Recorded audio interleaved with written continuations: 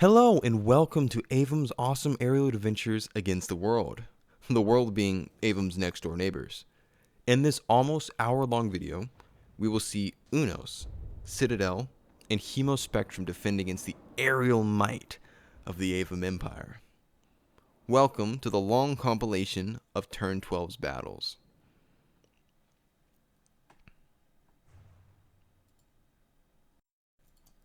Okay, now that I got that intro out the way, which was a little bit awkward for me to do, we can get into the battles. This one is slot 1. We have, looks like, I think Avem Empire versus what's likely to be Unos. These battles were recorded a bit quicker in FTD because I was using the FTD recording, which pretty much runs the game faster because it's only calculating the frames at it just runs the game faster. So this is going much faster for me. We've got a few Unos tanks. We've seen a few of these before, but not that particular one. That's a new tank. And we also got a few new flyers. Wonder if they'll be a big game changer in this. My bet is that it's kind of unlikely that they'll be a big game changer, so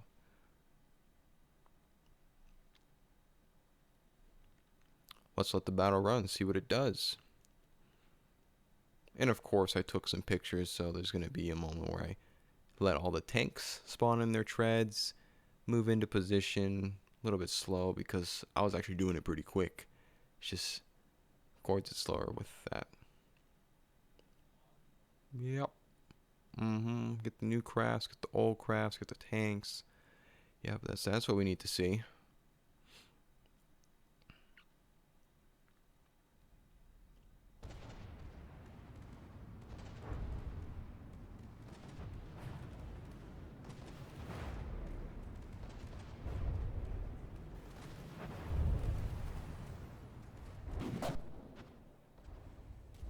Whole lot of shells. One of my favorite things about Avem Empire is that they just lob shells.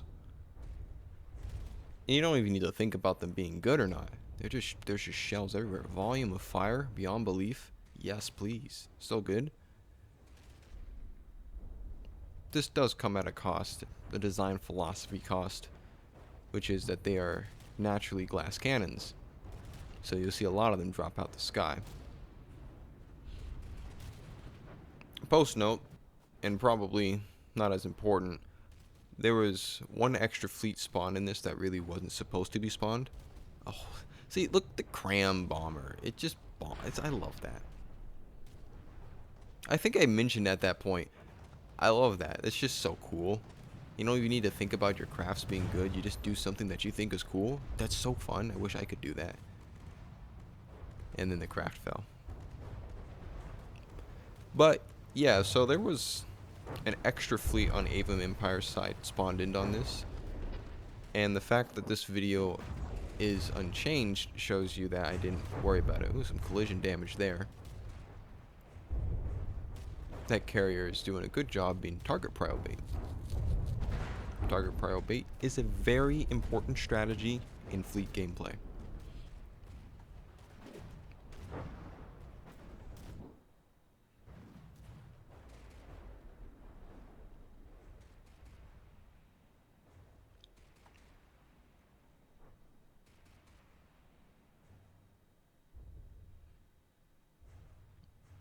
I think I've said a lot of words at the beginning, just to make sure that I'm warmed up. I'm going to go ahead and be silent until the next battle, because there's nothing too interesting to mention here. These are more documentary videos, and sometimes I put a little bit of artistic flair, quote unquote, into them because I get bored. It's for my mental sanity, not for your viewing pleasure. If you enjoy it, that's great. I appreciate it. I'm glad. If you don't, press right arrow a few times. One more. There you go. Yeah, we'll see a lot more of these downed Avem airships, and yeah. See you in the beginning of the next battle.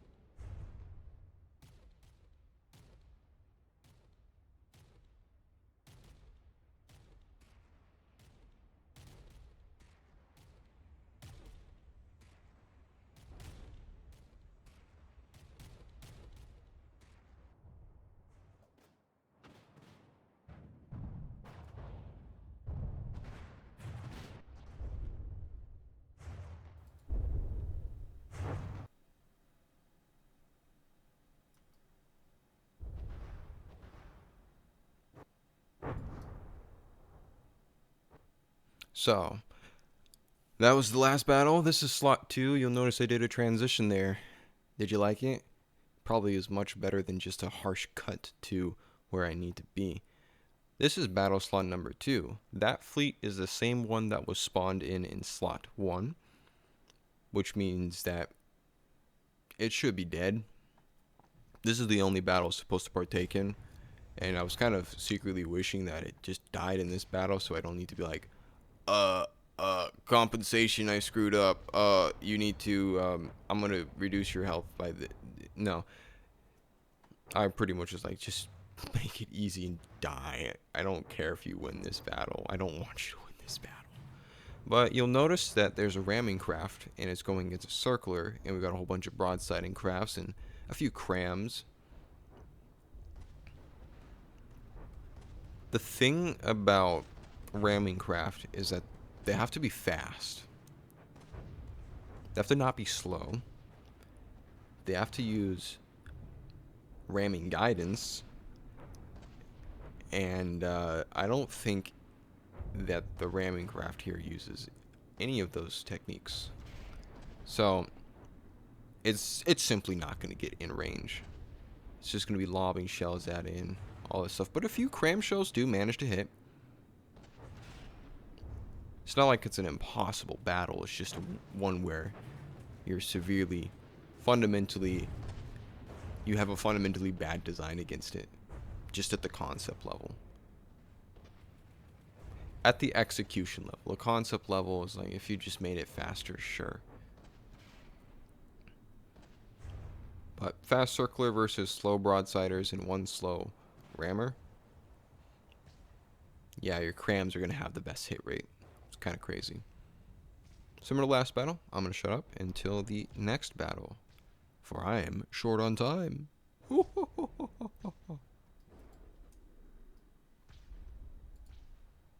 I can click out of here. Oh yeah, apparently Avem Empire likes to shoot flak. I don't know why. I don't understand it. It looks cool. I would never do that because it would kind of kill me to be shooting something so bad. I'd rather just shoot frag. Okay, I'm gonna shut up now.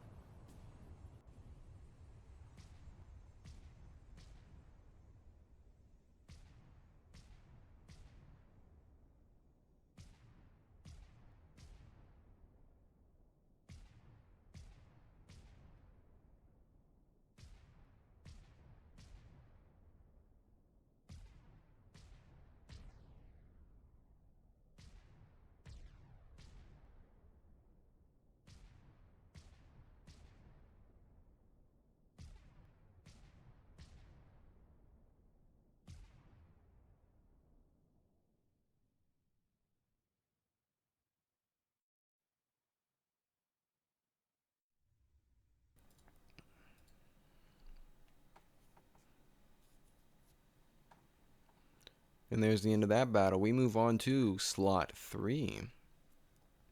This time, we have a train. Let's go. Aerial train battle. Let's get it. This is amazing. We love trains in FTD. From the trains, yes.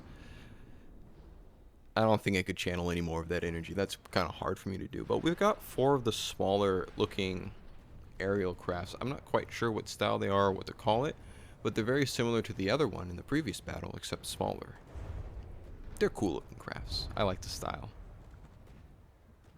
They also appear to be frontsiders that can pull off a stop like that.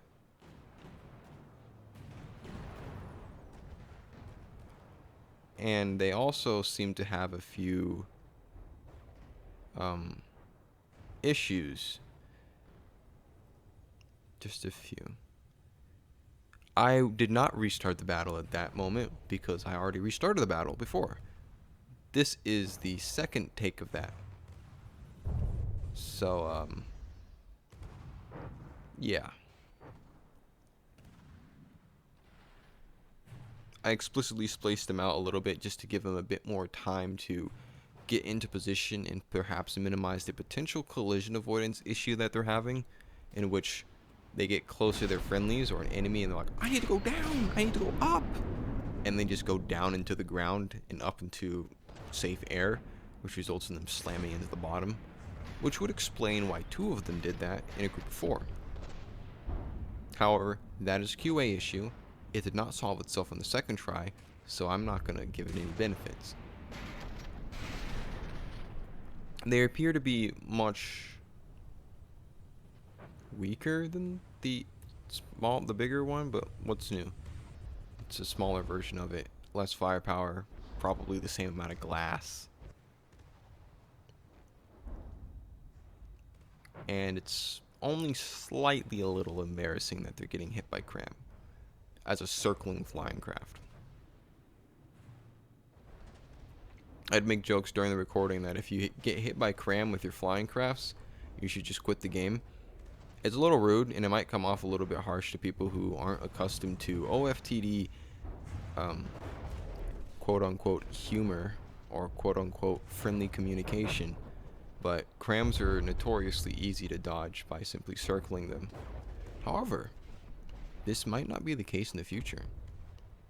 In a potential future update, they might just fix that. Or at least make it a little bit harder to pull off. Can't say much more though. Another simple battle. I will see you in the next battle. After I mention train! It's a gun train! Flying gun train! Alright, I'll see you in the next battle.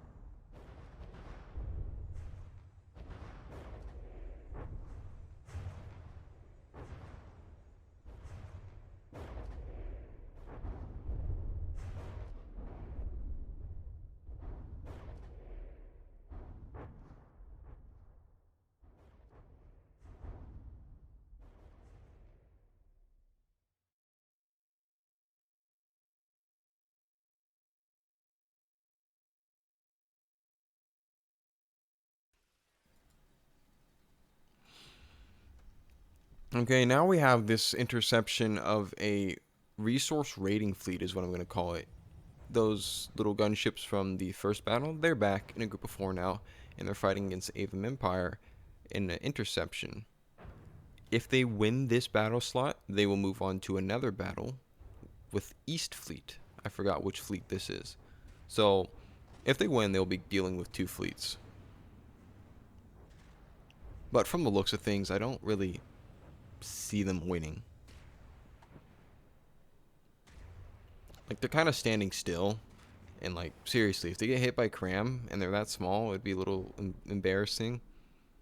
Okay, I'll just spoil it. They don't actually get hit by Cram. Unless they're on the ground, in which it's okay. They actually died of missiles. So. Do you even have... I just noticed that they tried to intercept the Cram there. Crazy gambit. Not always ideal. It would be better just to not shoot at the Crams and focus all your damage at the missiles, but to each their own.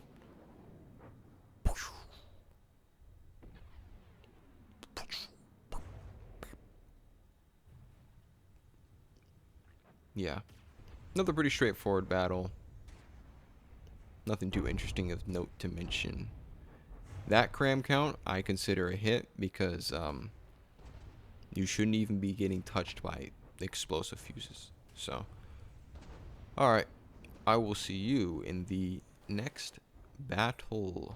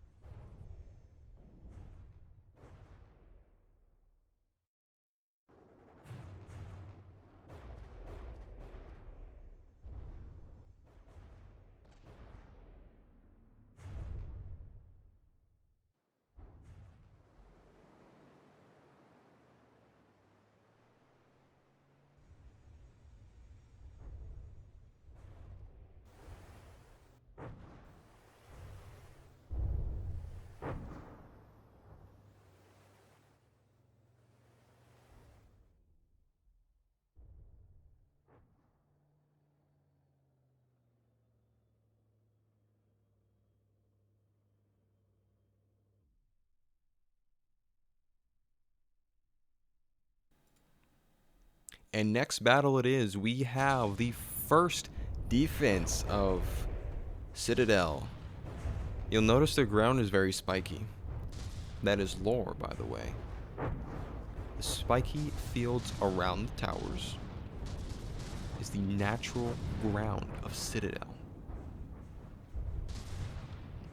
It's just that spiky. That's the entire reason they fly. I was like, that's so cool. You fly because the ground sucks to touch? It just makes sense. Literal lore right there. So, if you put it in your perspective that way, and you notice the damage that's being done to the ground, it really begs the question, is Avem Empire the bad guys? They're cleaning up the floor, they're making it not spiky anymore. You can put your tootsies on the ground now and not get impaled. Personally, because of this battle, I think that Avem Empire should get a giant super weapon super laser. And they should just glass the entirety of Citadel. That way, they can walk on the floor and not get impaled. It's a crazy, I think it's a good idea. I think that Avem Empire it would be in their best interest to pursue this super weapon and just help out their neighbors. Avem Empire isn't trying to conquer you.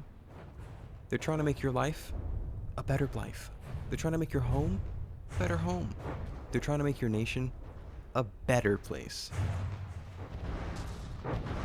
with lots of gunfire. And that's the end of this battle. Pretty much all those emplacements are dead. So I'm not going to bother clicking onto the stop, slide over, record button. Now let's get the damage pop up. Please. Hurry up. There we go. Now fade out. Thank you. We now have Avem Empire's biggest craft fielded yet, at a whopping near 1 million. And it is going against, wait, what, why are we, he just shat out, so, and then he exploded in himself. A little bit of a misfire there, is what it is. I was told that is a ground bombardment system. Diff ejector spam, so once it gets over a target, it just goes and explodes all over them. Unfortunately for the Imperial, like Imperial, Imperium, it's fighting planes with missiles that do hit and run. So, not the most ideal fight, not one that you want to be in. And just by the basis of that and the hit rates and the range and the hit and run tactics that are logically sensible, you'd see that in realistic encounters. Get in, get out, deliver the payload, don't die, do it again. Makes sense to me. And the fact that they can't deliver enough DPS and their target prio isn't really prioring the right targets, and it's losing range against the railguns that are at the city base, the naval railguns. It already looks like a losing battle. Plus the tanks are pursuing it pretty much rent-free. It's kind of, it was cooked the moment the planes started swarming it. So, because of that, I got nothing else to say. And I will see you in the next battle.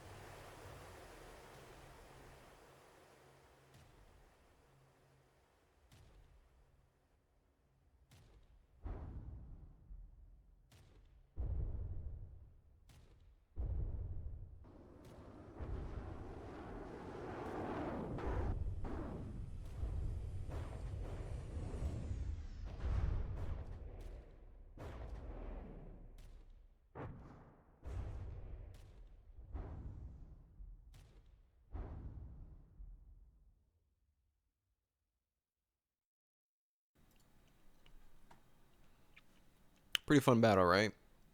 We love missile spam. Fade away. Now we have the thing that you've definitely been waiting for and saw at the beginning of this for the introduction. This is why I put them as the introduction, because they explode so nicely. It's so fun to watch.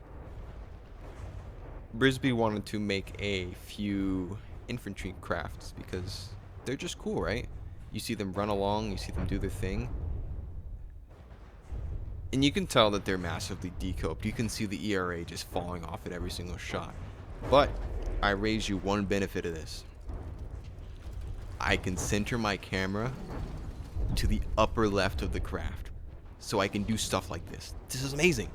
This is the only craft I've been able to do that with. Like, it's just got naturally good camera positions. I don't even need to worry about it. I don't need to do some fancy orbit around, move left, move right, keep a constant mouse speed. No, just control, shift, caps lock. Block dies, do it again. Wow, that's a lot of forces it's going up against. We've seen those forces in a Unos battle before, so I wasn't too worried about it. I just wanted to put a sense of scale of, yeah, that's a lot of shells, and they just explode and evaporate. They're like the Boom Strider. This is it's so awesome. I hope you enjoyed this rather short fight, short enough for me to yap about it.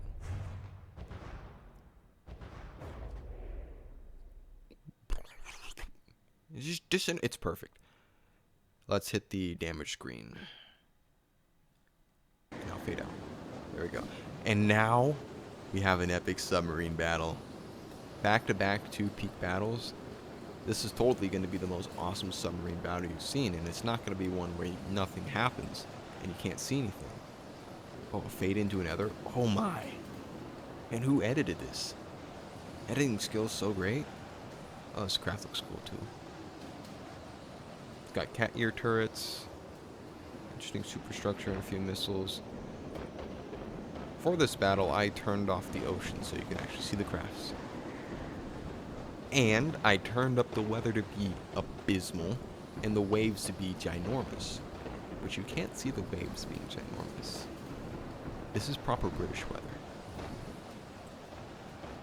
You'll notice that this sub is backing away. It's a front sider. It's got a single pea shooter gun. And it spams missiles.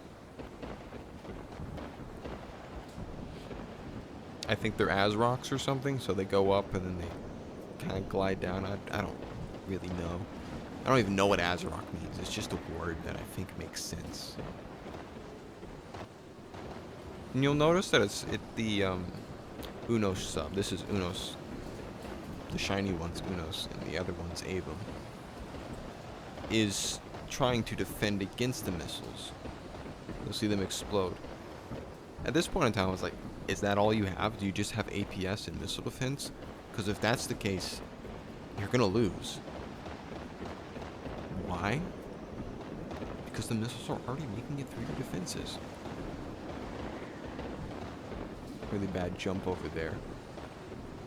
Bring me back, bring me back, bring me back. Stop, stop, stop. I'm leaving this in because I got limited time to edit this, and I'd rather make a comment about it instead of just gone. Now we're back. Unpause the game, thank you. Unpause the game. Right. That's what I was thinking. I was going to look at this thing launch missiles so I can follow the missiles. That's definitely what I was thinking. I wasn't just trying to look at the submarine. There we go. Come on. Lock in, please. Yeah, so they're getting through. They're getting to the target. See a few of them. You see some interceptors come in, right? Yeah, there they come in. And they knock out about 4 of them. And then the rest of them just hit. So I'm sitting here thinking, I'm pretty sure that sub is bigger than the enemy. And you're going to lose because of that?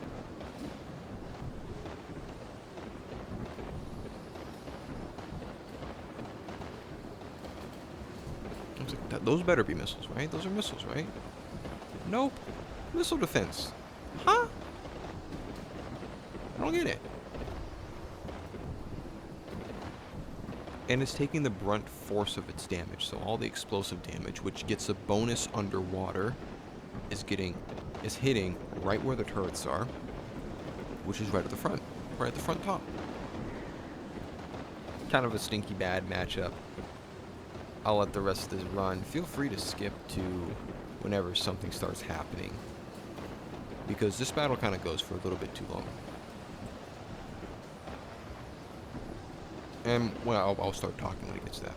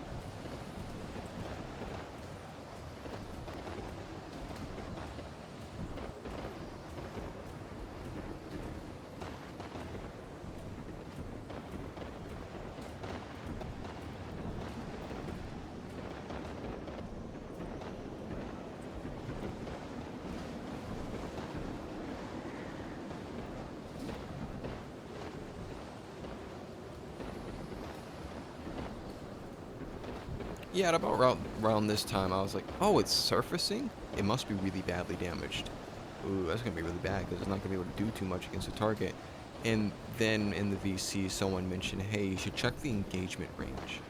So I did that after this missile barrage because I was pretty certain that the engagement range was within range. It's just something bad was happening. And I didn't notice all of those missiles fire. So just Open up the menu, take a look at that. Yeah, that's within legal TPD range. Nothing crazy. It's a little bit far from me, so I'm like, yeah, that's within range. Only checking the range, turn back on the water. Why did I do that? Because I wanted to see if it was surfacing, right? Nope, it wasn't surfacing. So it's must not be dead. Please turn back off the water. Please, please, please. It's not surfacing. Please. Yeah, past me is a little stupid sometimes. Then I realize, oh, it's not surfacing. It's going down. It's at 80 something percent. That means I should turn off the water and get the fight back up to speed. I actually move way faster than that. FTD just makes it slow. And then I noticed those missiles. I'm like, oh wait, that's a lot of blocks that just fell off. I think you're missing your front. So suddenly I realized, oh, it has missiles and they just weren't firing at the beginning. And now this fight is completely changed because it's lost the entire front.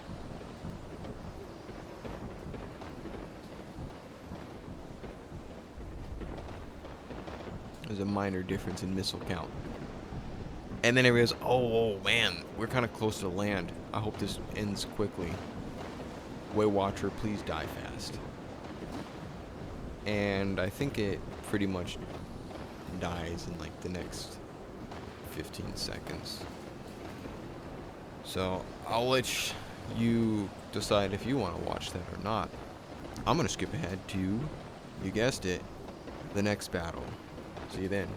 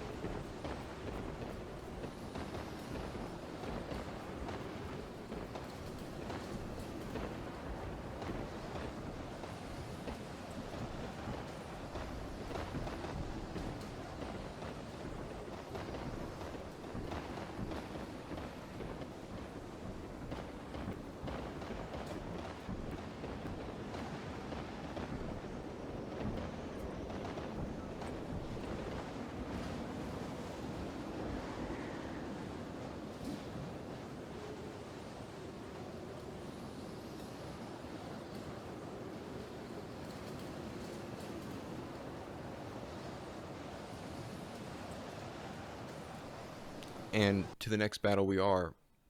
A small problem. I didn't get the FTD recording for this. So you're going to hear me yap live. Ready? Let's go. Final battle, slot 10. Turn 12. Record now. Let's get this over with. Woo!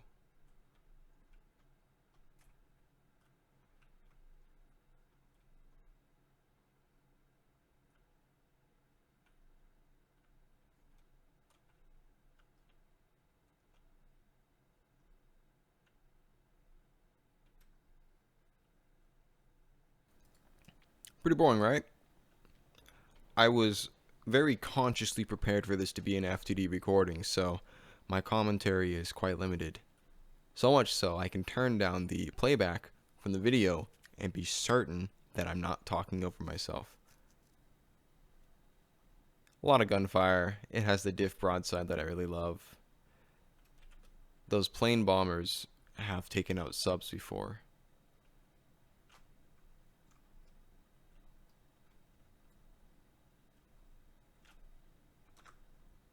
Yeah. Okay. Okay. Okay.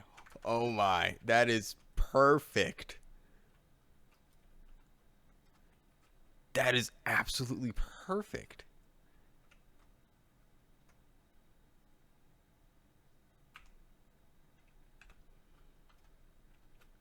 It,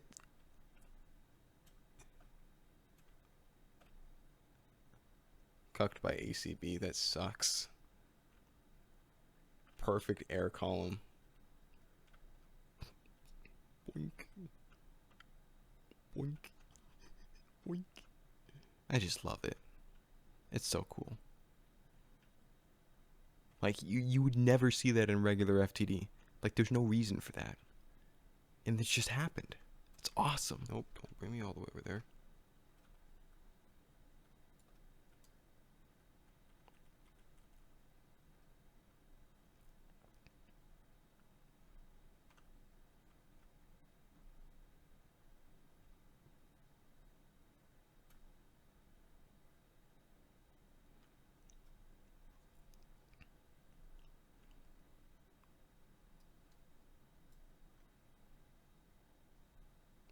Really early surface.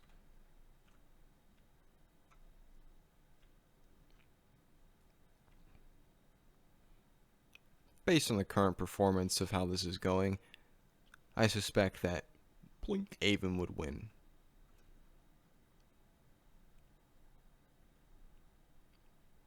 Few reasons why. Their planes are already doing bombing runs on the city, which has the defense turrets. The defense turrets have a lot of DPS against the flying stuff. And the flying stuff is just having fun with the submarines. Very narrow save there. But lots of consistent DPS.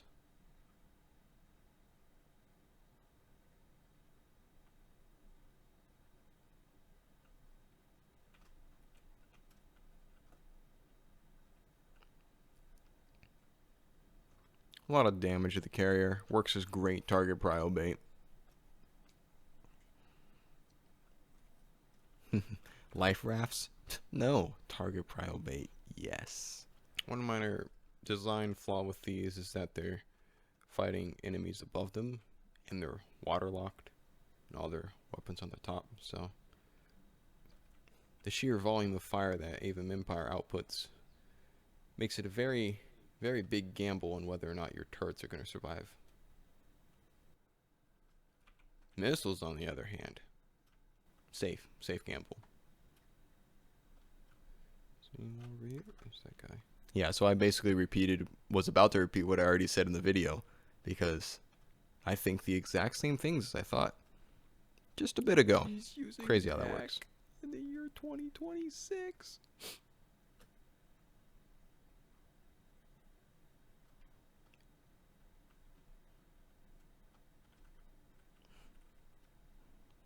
We need a pack buff now.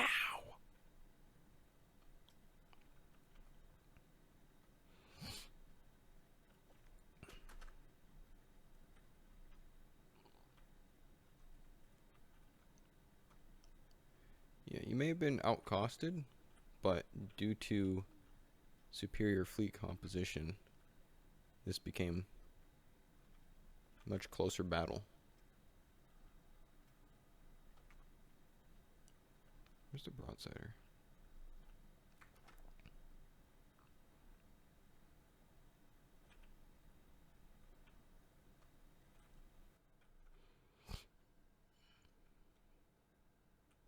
And also due to the fact that he's using pack.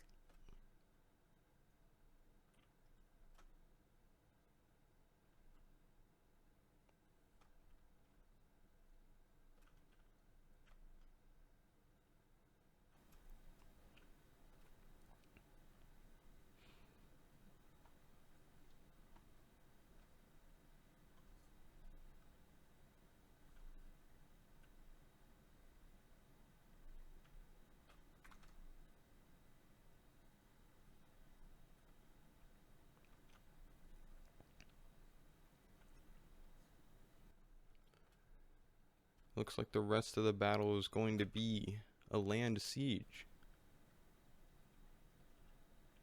which is definitely ideal for Avem, considering that they've been bombing them the entire time.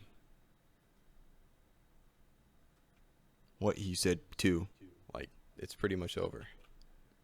3.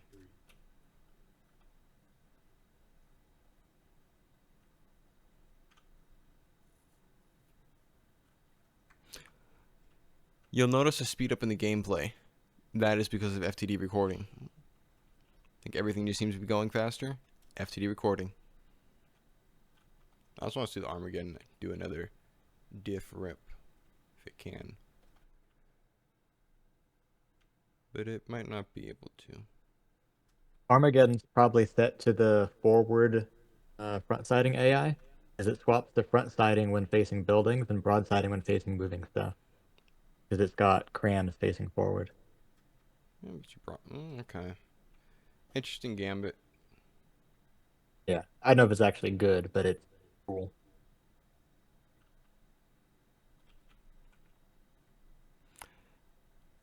Yeah, well, that's a wrap for the battles. That's it. I have to be going somewhere pretty soon, so I had to speed run the recordings of these. Thank you for watching, and I hope to see you in the next turn.